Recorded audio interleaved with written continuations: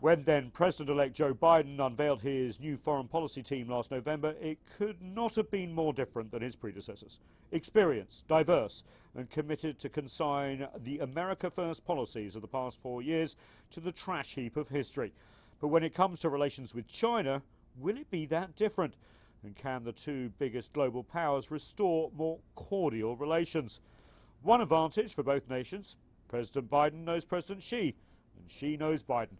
According to Biden, they've had as many as 25 hours of private meetings over the years, and the first phone call between the two presidents was long and detailed.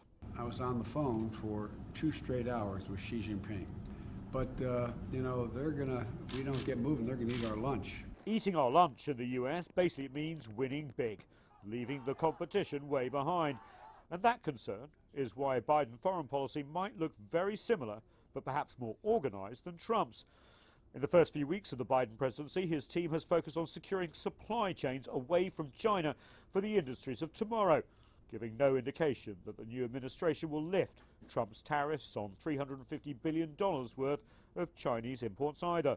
The new administration has also continued criticizing China over Xinjiang, Hong Kong and Taiwan. Although the rhetoric is less heated, the policy is pretty much unchanged, at least for now.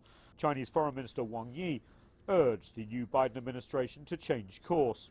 We urge the U.S. to stop smearing the CPC and China's political system, stop conniving at or even supporting the erroneous words and actions of separatist forces for Taiwan independence, and stop undermining China's sovereignty and security on internal affairs concerning Hong Kong, Xinjiang and Tibet.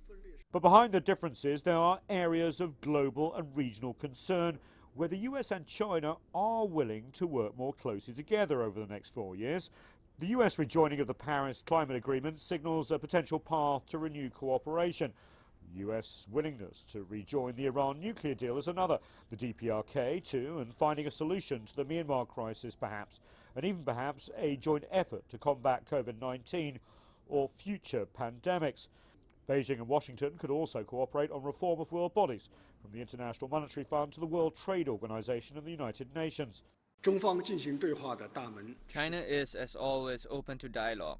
We stand ready to have candid communication with the U.S. side and engage in dialogues aimed at solving problems. Our relationship is very complex. There will be areas where we will significantly disagree. In particular as it relates to human rights.